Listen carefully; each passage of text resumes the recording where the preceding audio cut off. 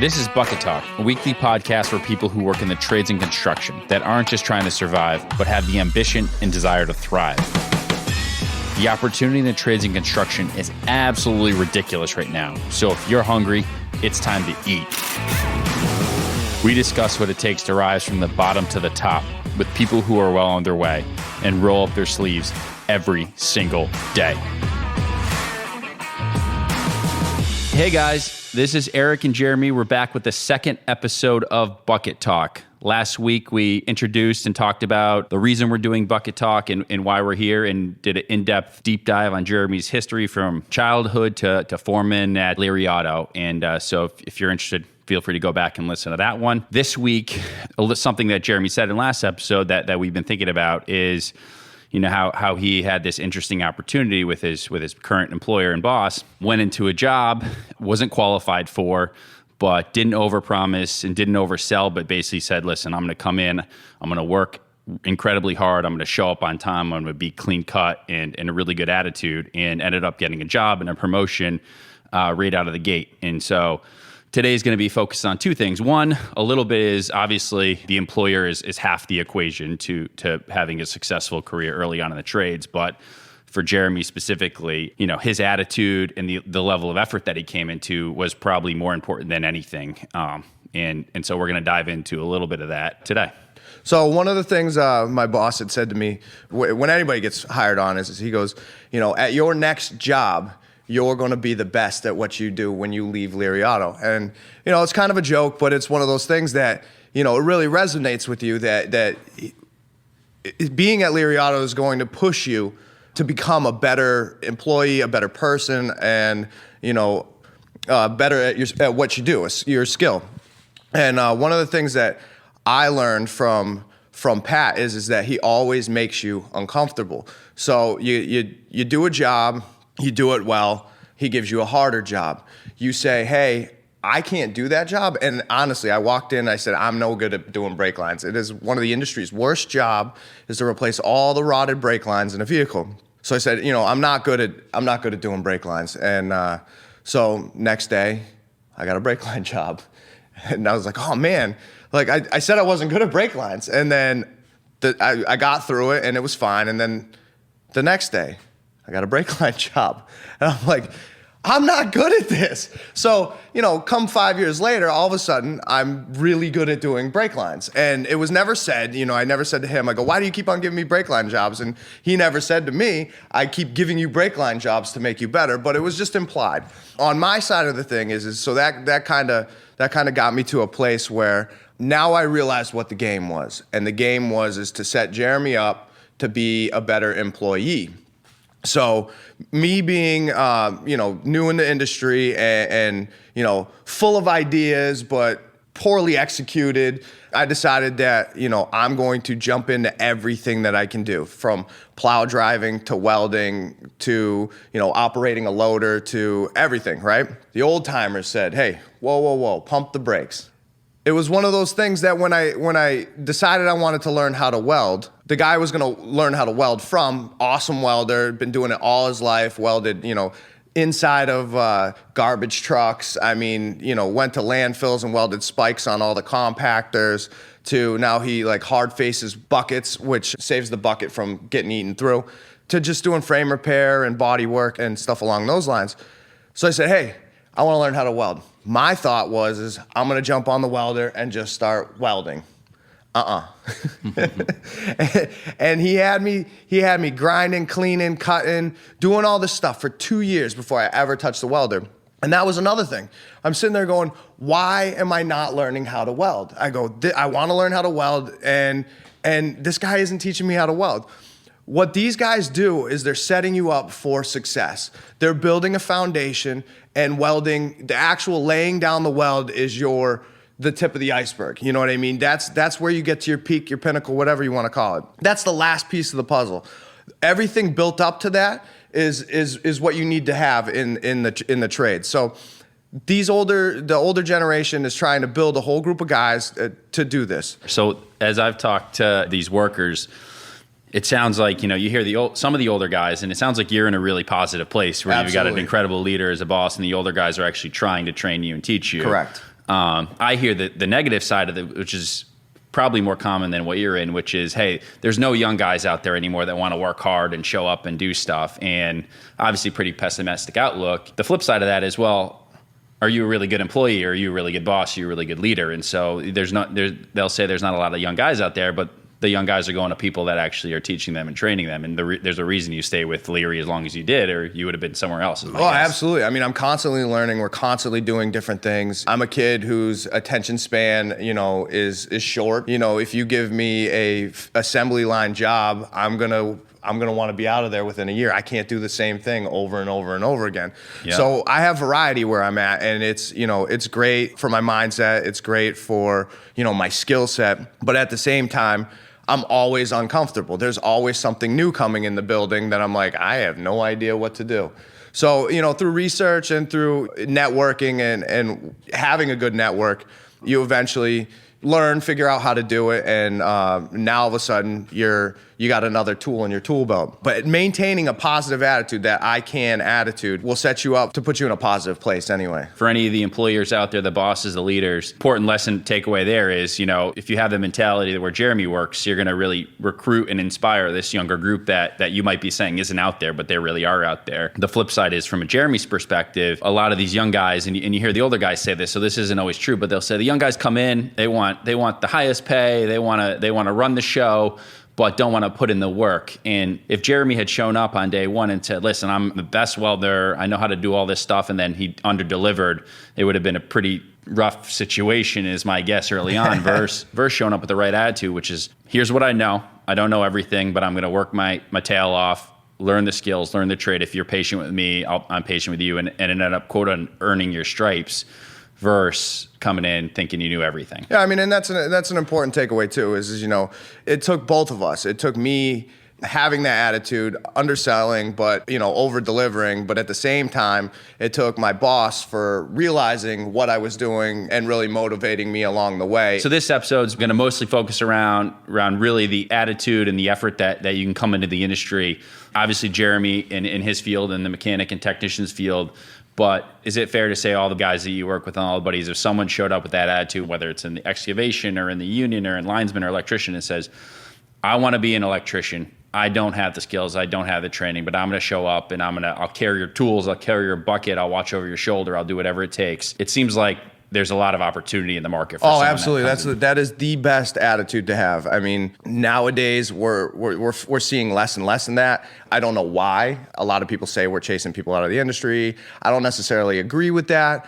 I think that, we need to change the mindset a little bit more to push people to do better. It's not going to be given to you. You got to take it. I know a lot of people across different industries, different career paths, who are successful because they have that mindset. I can equate that my success to this day, it's not massive success, but it's, I put food on the table, I have nice things, and I continue on living a very nice life with my family.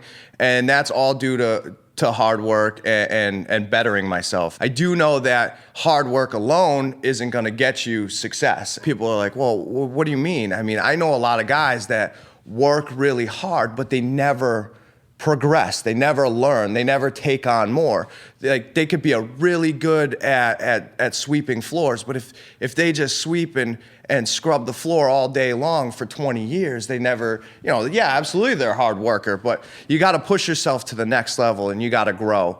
It's part the employer's job to make sure that they're realizing that they need to grow the guy that they have, but it's also for you yourself, you want to be able to progress and grow on your own accord. You don't need somebody to do it for you. You need to do it for yourself. So obviously you need a good attitude to show up and put in the work, but also once you acquire a skill, like once you learn the brake lines, if you just rested on those laurels, you'd have just done brake lines for the rest of your career, and you wanted to learn how to weld and all these different skills. And I see a lot of guys, great guys, go out with a ton of these guys and we talk and it's the same thing. You sit there and you look at them and you go, you've been in the industry 10, 15 years and you're still doing the same lower paying skill set job, and they're content, and that's their prerogative, and and has never been mine. I've always wanted to go higher up in the tree and grab the fruit up there, you know. I sit there and I ask myself, is like, how do I get better? My industry is full of a lot of motivation. I just look at different people and go, I don't want to be here in 20 years. I want to be,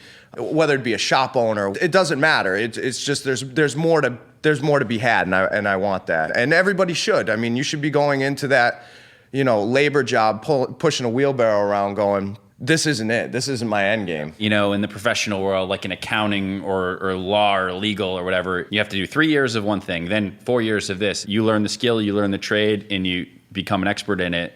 You can move up in 6 months versus there's no specific timetable to moving up. The sky's kind of the limit, and you can exceed and move past people, or you can take a break if you needed to as well. So it's interesting because there's so many skill sets now that's in each individual field. I know, you know, my brother-in-law, he's a carpenter, and he moved from being a framer to a finish worker, and you know, people go through their whole lives framing houses. You know, he decided he wanted to take it to the next level, and he wanted to focus on the detail and all the intricate stuff. But, you know, with that came more responsibility, had to learn more, but in turn it paid more. For us, I mean, you can get into transmission rebuilding, restoration, welding. There's so many different subsects that no career path is the same. So you can pick your career path as you go. You can leave one job in the automotive field, go to another job in the automotive field, and be doing something completely different. So, you know, for me, for guys that, you know, are always constantly wanting to do something different,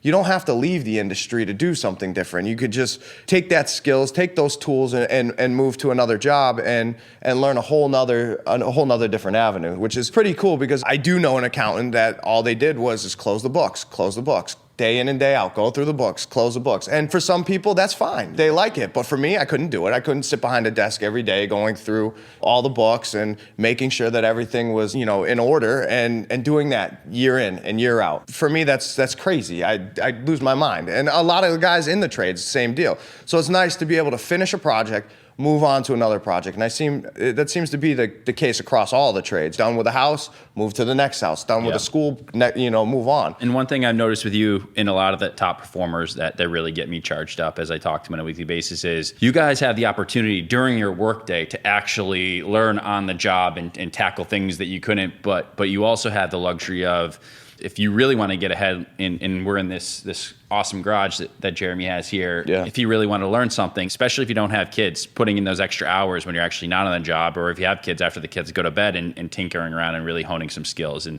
you're focusing on college right now, but there was probably a time where you were doing. Oh yeah, working Saturdays, nights, you know, everything. The funny part about the automotive industry, and like I said with the subsects, is the fact that like we've had people still in the industry come work a part-time job with us, and you know, make the extra money, do something different, you know, whether they work on, you know, dump trucks and loaders all day and they come to Leary Auto and decide to make a couple extra bucks and, you know, help us work on stuff like that. So it was nice to be able to have other guys from different avenues come in, teach me some stuff.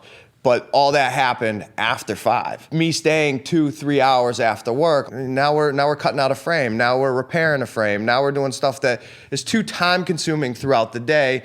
Doesn't necessarily make money for the business, but we've never wanted anybody to go elsewhere. We've always wanted them to come to us for everything. And so, you know, we pride ourselves on that. But that stuff had to be done, you know, after work because it isn't profitable. But knowledge-wise, man, it was profitable for anybody involved to be able to understand, learn it, and then take it to their next job, meaning within the company. So, you know, the next time I go and fix a car, I'd be like, hey, I did this before, or I did something like this, and it just made that job a lot easier. And it sounds like you had, once again, because you're a good employer, fortunate situation to be able to put in the extra hours, but a lot of folks, they're done at 5, they're done. And so I guess as the other avenues are, 1, using your skill on your own, going out and about to do it, or 2, working for someone else that has a skill that you don't have, and you're probably not going to make the same rate, but it's really almost like a college education where, hey, you're not worth the full rate because you don't know that skill, but hey, you come help me out and I'm going to teach you the skill. I mean, absolutely. I've done some side work with my brother-in-law. I'm no carpenter by any means, but, you know, he's the carpenter. He say, hey,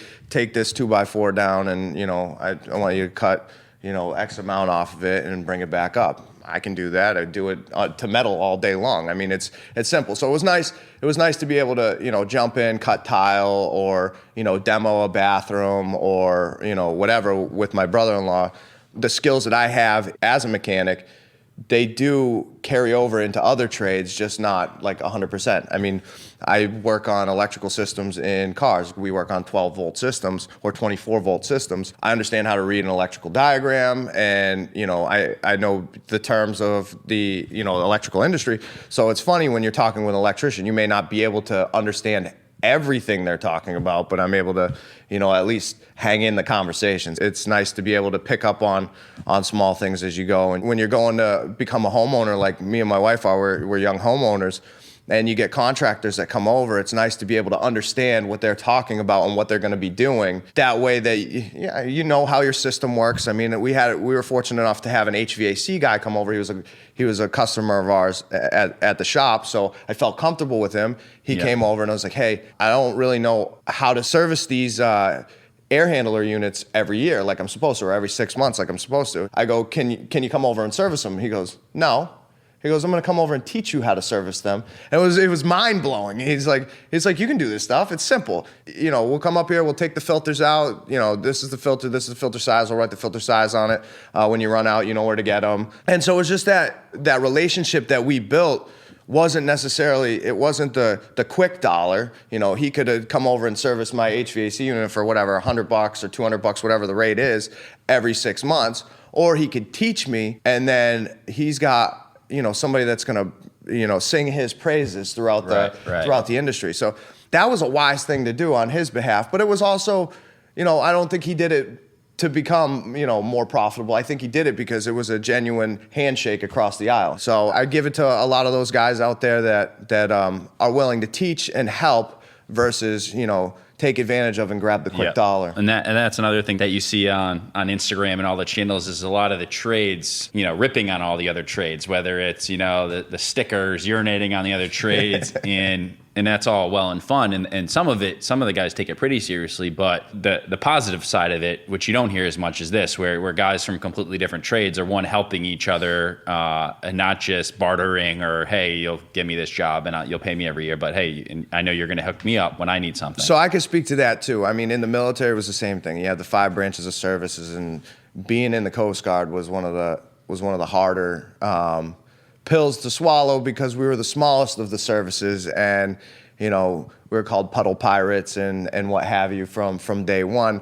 But from a military standpoint, when we may beat each other up in when we're at the bar on base or what have you, but when somebody from outside came at anyone from any branch of service, we united together, and they may be, our low man, but at the same time, they're our brothers. So that was cool. But then it carried over when I went into the trades too, is the fact that like we stick up for all of our blue collar buddies. But I do agree with you. I think we need to kind of change the culture a little bit on that. I see so often that, you go to one of these quick service place and they pull up the manufacturer's recommendation. The manufacturer's recommendation will say at like 20,000 miles do this, 30,000 miles do this. So they print out this whole thing and they give it to the customer, and essentially the suggested total on that could be $2,000, $3,000. And they're like, whoa, that's a lot of money. I'm going to take it to the guy I trust for a second opinion. And what happens is these things come across our desk, this itemized, $2,000 estimate for all this work. There's 2 avenues you can take right now. And one of them I try to do. The other one, I wouldn't say it's the industry's norm, but it's something that I want to break. I want to get away from. And that is to say, I can't believe somebody gave you this $2,000 bill. They're wrong. I would never go back to them. That's ridiculous. Or you take the stance that me and my shop take. We take that $2,000 estimate and we say, they're not wrong. This is what the manufacturer calls for.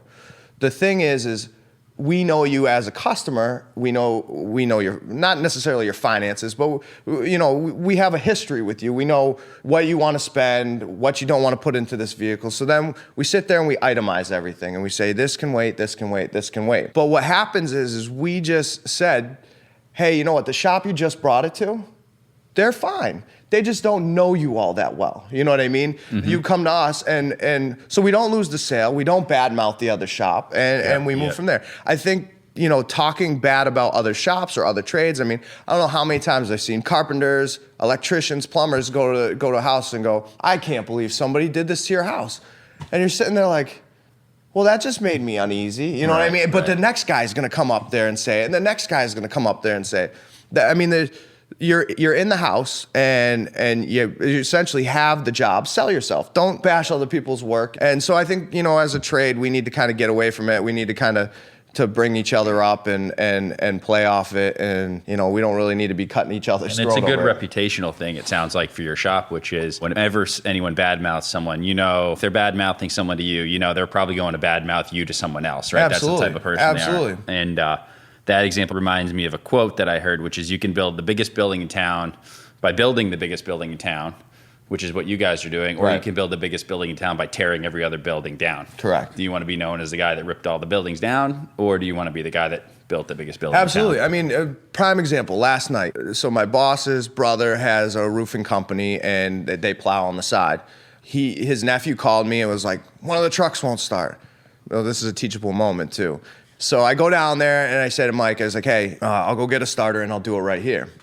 I go back to the shop. My boss is like, why are you doing it in the parking lot? We can just call a tow truck. They'll come down. They'll come grab it, and they'll bring it to the shop. Me being still stubborn in my ways, said, no, I'll do it on my back. No need to call a tow truck. I'll be waiting forever. Anyway, my boss in his infinite wisdom let me do it. So I go down there. One of the bolts is stuck. I can't get it out. I need a torch. I don't have the equipment there. So I had to bite the bullet and call Pat. It's like, hey, can you get the tow truck down? He laughed, but it was one of those things that probably should have listened to him day one. But what I'm getting at is that the shop in town that we do a lot of business with, we have zero competition with. They run towing, alignment, gas, inspections, all stuff we don't do. So instead of bad-mouthing the shop, and trying to take their business, we work together to service our community as opposed to kind of fight with each other.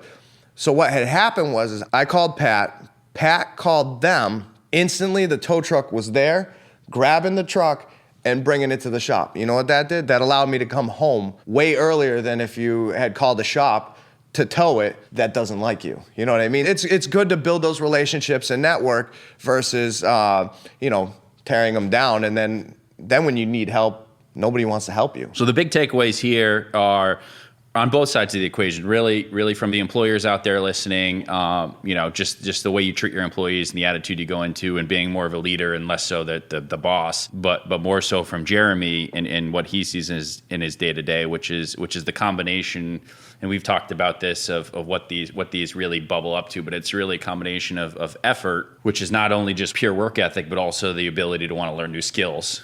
And then the combination with attitude, which is a really positive attitude, optimistic. You're going to make mistakes. You're going to screw up. And on the flip side of that, a lot of you out there probably know you might have a stud in the shop or a carpenter or an electrician, and they're just miserable to be around. They don't want to talk to you. They don't want to teach you. They don't want to trade in.